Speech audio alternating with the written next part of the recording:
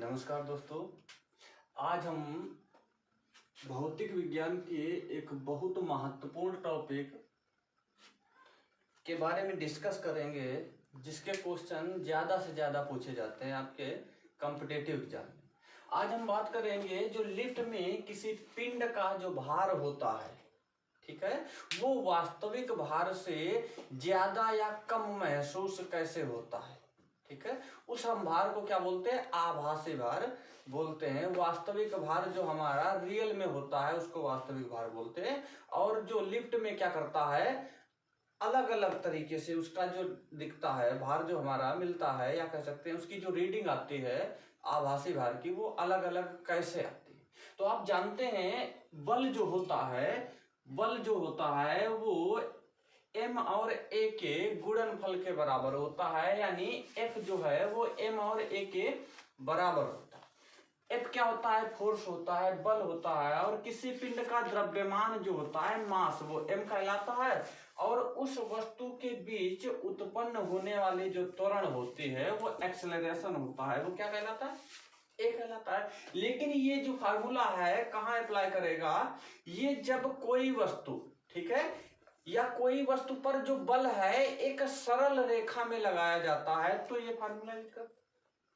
लेकिन यही बल जो है पृथ्वी के जो गुरुत्व होता है, या कह सकते हैं पृथ्वी का जो गुरुत्वीय त्वरण होता है, पृथ्वी के सापेक्ष ऊपर या नीचे लगाया जाए, पृथ्वी की सतह से ऊपर ये बल लगाया जाए और पृथ्वी की सतह के नीचे ये बल लगाया जाए, तो ए जो होता है वो किस में बदल जाता है? जी में बदल जाता है। ए क्या होता है? एक्सेलरेशन होता है, त्वरण होता है। और जी क्या होता है? वो गुरुत्वीय त्वरण हो जाएगा।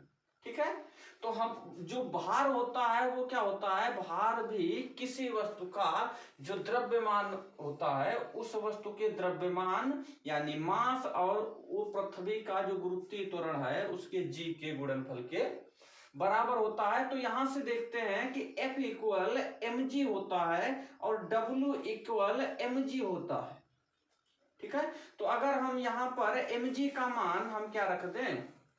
W रख दें, तो यहां से हमको ये चीज समझ में आती है कि जो भार है वो भी एक प्रकार का क्या होता है? बल होता है। भार क्या होता है? एक प्रकार का बल होता है। ठीक है, तो भार अगर बल होता है तो हम बात करेंगे जो लिफ्ट में ये जो भार होता है या बल जो होता है वो अलग अलग उसका वास्तविक रूप से कुछ और होता है। ठीक है, लेकिन इसका जो आभास करता है लिफ्ट में वो कुछ और। केस नंबर पहला, एक लिफ्ट है और इस लिफ्ट में कोई पिंड है, या हम कह लेंगे कि कोई व्यक्ति है। इस पिंड का जो भार है वो क्या है? mg है। इस लिफ्ट में जो पिंड है, इस पिंड का भार क्या है? mg है। तो कहेंगे कि mg से वो पिंड एक बल लगा रहा होगा। अभी हमने बताया कि जो भार होता है वो भी एक बल होता है। तो mg से नीचे की ओर एक पिंड जो है वो क्या लगा रहा होगा? बल लगा रहा होगा। आपको पता होगा न्यूटन के तृतीय नियम से, न्यूटन का तृतीय नियम कहता है कि एक दिशा में जितना बल लगाया जाता है उतना ही बल विपरीत दिशा में लगता है। तो न्यूटन का तृतीय नियम कहता है क्रिया प्रतिक्रिया का नियम। तो जितना बल लगाया जाता है, हम कहेंगे कि mg जो है वो नीचे की ओर बल लगाया जा रहा है। एक रिएक्शन फोर्स होगा, प्रतिक्रिया बल, ठीक है, वो r ऊपर की ओर लग रहा होगा। न्यूटन के तृतीय नियमानुसार अगर mg बल नीचे की ओर लग रहा होगा तो r रिएक्शन फोर्स जो है वो ऊपर की ओर लग रहा होगा। हम कहेंगे कि जो वास्तविक भार होगा वो क्या होगा? W होगा। वास्तविक भार जो होगा वो क्या होगा? W होगा। और W डैश जो होगा वो आभासी भार होगा। क्या होगा? आभासी भार होगा। आभासी भार होगा। इसी को हमने क्या मान लिया? कैपिटल R मान लिया, रिएक्शन फोर्स मान लिया। ठीक है, पहला केस है यदि पिंड विराम अवस्था में हो। यदि पिंड जो है, या ऐसे भी कह सकते हैं कि यदि लिफ्ट रुकी हुई हो और आप लिफ्ट में बैठे हुए हैं, ठीक है, यदि लिफ्ट रुकी हुई है और आप कहाँ हैं, लिफ्ट में बैठे हुए हैं, तो जितना बल ये नीचे की ओर लगाएगा तो आपका भार कितना होगा, mg भार होगा। उतना ही बल जो पिंड है वो ऊपर की ओर लगाएगा, वो क्या होगा, r, यानी जितना भार नीचे की ओर लगाएगा उतना ही भार ये ऊपर की ओर लगेगा। तो यहां से r इक्वल क्या आया, mg आया। तो जितना भार व्यक्ति का है और r हमने क्या माना था, r हमने माना था उस व्यक्ति का आभासी भार माना था, w डैश माना था। तो कहोगे कि जो w होगा वो किसके बराबर होगा, w डैश के बराबर होगा। यानी अगर एक व्यक्ति लिफ्ट में बैठा हुआ है और लिफ्ट रुकी हुई है तो उस व्यक्ति का जो भार होता है वो उसके वास्तविक भार के बराबर होता है। व्यक्ति का जो आभासी भार होता है वो किसके बराबर होता है, वास्तविक भार के बराबर होता है। केस नंबर दूसरा, केस नंबर दूसरा कहता है कि यदि लिफ्ट नियत वेग से चले, यदि लिफ्ट नियत वेग से ऊपर या नीचे जाए, नियत वेग से क्या करे, लिफ्ट ऊपर जाए या नीचे जाए, तो आप जानते हैं कि अगर किसी जो पिंड का वेग नियत हो जाएगा, कांस्टेंट हो जाएगा, वेग क्या हो जाएगा, वेग नियत हो जाएगा, तो उसके बीच उत्पन्न होने वाली जो त्वरण होगी वो क्या हो जाएगी, जीरो हो जाएगी। उसके बीच उत्पन्न होने वाली त्वरण क्या हो जाएगी, जीरो हो जाएगी। तो अगर हम कहेंगे कि जो ऊपर जा रही है लिफ्ट, तो क्या होगा कि आप जानते हैं F क्या है, ma के बराबर होता है। F क्या होता है, ma के बराबर होता है। यदि लिफ्ट ऊपर जा रही है तो रिएक्शन फोर्स इसको खींचेगा, रिएक्शन फोर्स ऊपर की ओर खींचेगा और mg इसको नीचे की ओर खींचेगा।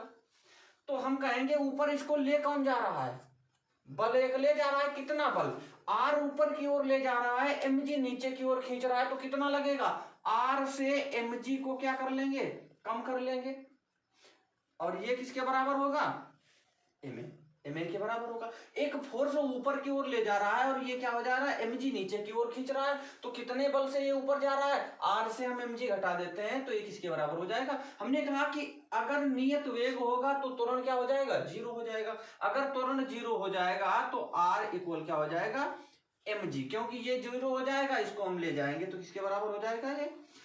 तो इससे निकला कि जो r हमने क्या माना था, आभासी भार माना था, और mg क्या था, वास्तविक भार था।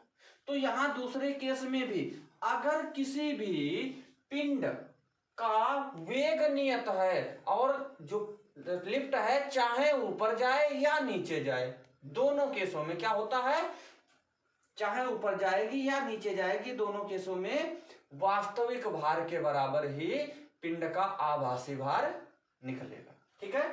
तीसरा केस कहता है कि यदि एक समान त्वरण से लिफ्ट ऊपर जाए, ठीक है, यदि जो लिफ्ट है वो एक समान त्वरण से नीचे जाए, यदि a नॉट इक्वल टू 0, एक समान त्वरण से लिफ्ट क्या हो, ऊपर जाए, लिफ्ट कहां जाए, ऊपर, केस नंबर 3।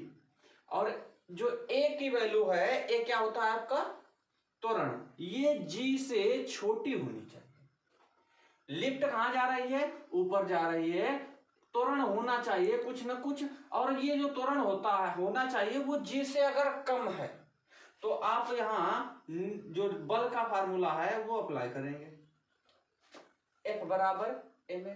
कहोगे कि ये जो F है एक बल है, ये लिफ्ट को कहां ले जा रहा है, ऊपर ले जा रहा है। लिफ्ट को जब ये ऊपर ले जा रहा है कितने बल से, तो R ऊपर ले जाएगा, mg नीचे को खींचेगा, तो कहोगे कि R से mg कम हो जाएगा, उतना ही बल से ये लिफ्ट कहां जा रही होगी, ऊपर जा रही होगी। R ऊपर ले जाएगा, R ज्यादा होगा, mg क्या होगी, कम होगी, तभी तो ये लिफ्ट ऊपर की ओर जा रहा है। कितना बल लगेगा, R से हम mg घटाएंगे, ये किसके बराबर हो जाएगा, ma के बराबर हो जाएगा। किसके बराबर हो जाएगा, ma के बराबर हो जाएगा तो यहां से आर की वैल्यू जो निकालेंगे वो क्या आ जाएगी, mg plus M A.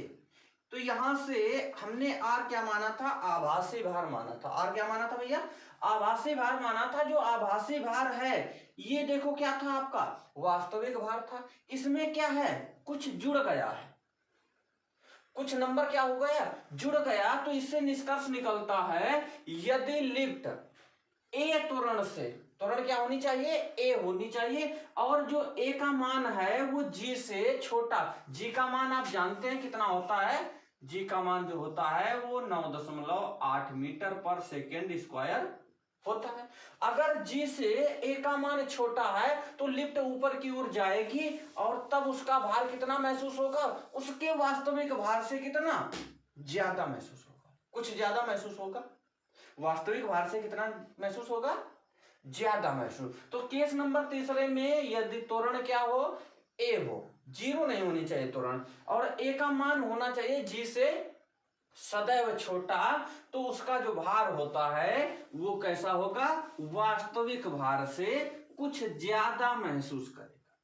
Case number 4, case number 4 कहता है यदि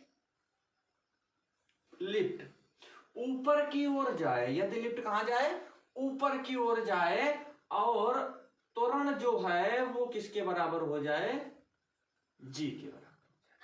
यदि लिफ्ट कहां जाए, ऊपर की ओर जाए, और जो त्वरण है वो किसके बराबर हो जाए, जी के बराबर। तो आप यहां बल का जो फार्मूला है वो अप्लाई करोगे, एम जो है वो किसके बराबर होता है, ए के बराबर होता है। अब लिफ्ट कहां जा रही है, हमने कहा कि केस में लिफ्ट ऊपर जा रही है, तो ऊपर कौन खींचेगा, एक बल खींचेगा। बल कितना लगेगा, वो कहोगे कि आर खींचेगा, तो आर ऊपर की ओर खींचेगा, नीचे की ओर mg खींचेगा, लेकिन खींचेगी लिफ्ट कहां, ऊपर की ओर। जब जाएगी तो आर से हम क्या करेंगे, mg कम कर लेंगे।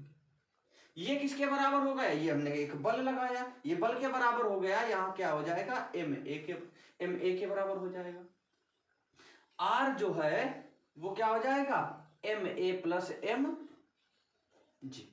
आर जो है वो किसके बराबर, हमने कहा कि जो ए का मान क्या हो जाए, जी हो जाए। तो ए का मान जो जी हो जाएगा तो ए की जगह पर हम क्या लिख लें, जी लिख लेंगे। तो आर का जो मान हो जाएगा वो क्या बराबर हो जाएगा, 2mg के बराबर हो जाएगा। इसका मतलब ये है कि किसी व्यक्ति का अगर वास्तविक भार कितना है, 50 किलोग्राम, और लिफ्ट को ऊपर ले जाया जा रहा है, ए का मान, त्वरण का मान कितना हो जाए, जी के बराबर हो जाए। यदि त्वरण 9.8 मीटर पर सेकेंड हो जाए, स्क्वायर हो जाए, तो उस व्यक्ति का भार कितना हो जाएगा, 50 से दोगुना हो जाएगा, 100 किलोग्राम महसूस होगा। उसका जो भार है वो कितना महसूस होगा, उसका भार होगा 100 या डबल, ठीक है, उसका भार कितना महसूस होगा, डबल। तो ये जो है ज्यादा जो लोग हल्के होते हैं, ठीक है, उनको अगर अपना भार डबल करना है, दोगुना दिखाना है, तो वो लिफ्ट में जाएं और ऊपर की ओर लिफ्ट ले जा सकते हैं। त्वरण को कितना करना है, जी के बराबर करना है, तो उसका भार कितना हो जाएगा, डबल हो जाएगा। केस नंबर 5, जो केस नंबर है वो 5, केस नंबर 5 कहा है यदि लिफ्ट को नीचे लाया जाए, यदि लिफ्ट को कहां ले जाया जाए, नीचे लाया जाए, और जो ए है वो जी से छोटा हो। यदि लिफ्ट को नीचे लाया जाए और ए जो है वो क्या हो, जी से छोटा हो, तो हम कहेंगे कि बल का फार्मूला अप्लाई करेंगे, F equal M A. Lift नीचे की ओर जाएगी तो खींचेगा कौन इसको, mg खींचेगा, mg ज्यादा होगा, और हम कहेंगे r तो अपनी तरफ खींच रहा होगा। लिफ्ट नीचे जाएगी तो mg खींचेगा उसको, और r अपनी तरफ खींच रहा होगा, तो इतना बल लगेगा। mg से हम r घटा लेंगे, वो बल लगेगा, और ये जो बल लगेगा वो किसके बराबर लगेगा, एम ए के बराबर लगेगा। यहां से हम r की वैल्यू निकालेंगे तो mg माइनस एम ए बराबर r। तो r का जो मान होगा वो mg माइनस ma के बराबर होगा। यदि लिफ्ट को a त्वरण से नीचे की ओर ले जाया जाए तो वास्तविक भार कितना था उसका, mg था, उससे देखो कुछ घट रहा है। इसका मतलब इसका निष्कर्ष ये निकलता है कि यदि a त्वरण से लिफ्ट को कहां ले जाया जाए, नीचे की ओर ले जाया जाए, जहां पर a का मान g से छोटा है, तो सदैव उसका वास्तविक जो भार होगा उससे कम कुछ घट रहा है। इसका मतलब उसका वास्तविक भार है उससे कम आभासी भार होगा उसका। ठीक है, यदि लिफ्ट a त्वरण से नीचे ले जाई जाती है तो उसका जो वास्तविक भार है वो किससे कम होगा, सॉरी आभासी भार किससे कम होगा, वास्तविक भार से कुछ घट रहा है तो कुछ कम होगा। ठीक है, केस नंबर 6,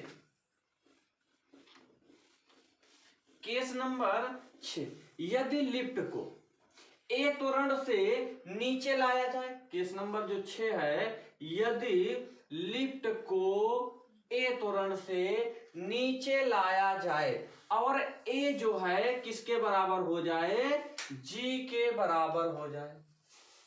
यदि लिफ्ट को a त्वरण से, या ऐसे भी कह सकते हैं कि लिफ्ट नीचे आ रही हो और उसका त्वरण जो है, या ऐसे बोल दे कि लिफ्ट नीचे अगर आ रही है तो उसकी क्या हो जाए, डोरी टूट जाए। जब डोरी टूट जाएगी तो a किसके बराबर हो जाएगा, g के बराबर हो जाएगा, या लिफ्ट की डोरी कट जाए। ठीक है, तो a किसके बराबर, तो g तो अपना काम करेगा ना, g पृथ्वी का जो गुरुत्वीय त्वरण है वो काम करेगा। अगर ये डोरी टूट जाती है तो क्या होता है, बल का फार्मूला अप्लाई करेंगे, F बराबर m। अब इसको जब खींचेगा, कौन खींचेगा, mg खींचेगा। mg जब खींचेगा तो किसको, r अपनी तरफ खींचेगा, लिफ्ट नीचे की ओर जाएगी तो कहोगे कि r mg से हम r कम करेंगे तो यहां किसके बराबर हो जाएगा, ये ma के बराबर हो जाएगा। तो mg माइनस ये जो है इधर खींच कर लाते हैं और r को हम बराबर करते हैं, तो mg माइनस ये देखिए हमने कहा था लिफ्ट की डोरी तोड़ दी जाए या काट दिया जाए लिफ्ट को यहां से, या a का मान g हो जाए तो क्या हो जाएगा, ये a की जगह पर g कर देंगे तो लिफ्ट का जो होगा तो mg और mg कैंसिल हो जाएगा तो r क्या हो जाएगा, 0। तो यहां से निष्कर्ष निकलता है यदि लिफ्ट a त्वरण से एकाएक उसकी डोरी टूट जाती है या लिफ्ट का जो त्वरण है वो क्या कर दे, g के बराबर कर दे, लिफ्ट का त्वरण 9.8 मीटर पर सेकंड स्क्वायर कर दे, तो लिफ्ट में खड़े व्यक्ति या पिंड का जो भार होता है आभासी भार वो शून्य हो जाएगा। उसको महसूस नहीं होगा कि हमारे अंदर भी एक बल लग रहा है या हमारे अंदर भी एक भार लग रहा है। उसको क्या महसूस होगा कि वो उसके अंदर जान ही नहीं है बिल्कुल। तो क्या उसका भार महसूस होगा, 0 महसूस होगा। यदि लिफ्ट की डोरी एकाएक कट जाती है, टूट जाती है तो उसका भार क्या हो जाएगा, 0 हो जाएगा। केस नंबर 7, केस नंबर 7, यदि लिफ्ट को a त्वरण से नीचे फेंका जाए या नीचे चलाया जाए और a जो है वो क्या हो, g से बड़ा हो। यदि लिफ्ट को क्या किया जाए, a त्वरण से नीचे लाया जाए और a का जो मान है वो क्या हो जाए, g से बड़ा हो जाए। अब देखिए यहां पर फिर बल का फार्मूला यूज करेंगे, F इक्वल m।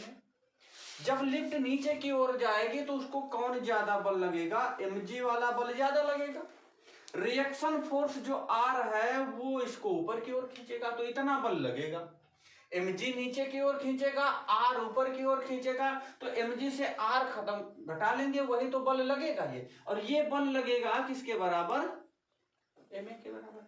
अब देखिएगा जो mg होगा माइनस माइनस ma बराबर r। अब देखिएगा हमने कहा a बड़ा हो जाए, a को यहां पर बड़ा, जैसे हमने कहा कि m तो कांस्टेंट है बदलेगा नहीं, यहां पर अगर जो g है 5 है तो m बड़ा होगा कितना, 6। तो ये जो r आएगा वो क्या आएगा, आर आएगा नेगेटिव आएगा। नेगेटिव का मतलब ये है कि जो रिएक्शन फोर्स लगेगा वो नकारात्मक। पिंड जो है, अब ये पिंड क्या करेगा, ये यहां से उछलेगा और लिफ्ट की छत में आकर टकराएगा। यदि ए का मान बड़ा हो जाता है जी से, डोरी टूट जाती है, सॉरी डोरी टूटेगी तब तो वही बराबर शून्य होगा। यदि लिफ्ट का मान जो है जी का मान ए से छोटा कर दिया जाए या ए का मान जी से बड़ा हो जाए, तो लिफ्ट का जो व्यक्ति था, पिंड था, वो कहाँ आएगा, यहां पर टकराता है, उसकी छत पर टकराता है। तो इसके 7 केस हमने देखे। पहला केस देखा कि यदि लिफ्ट जो है उसका व्यक्ति कहाँ है, लिफ्ट के अंदर है और लिफ्ट रुकी हुई है, तो उसका आभासी भार उसके वास्तविक भार से बराबर होगा।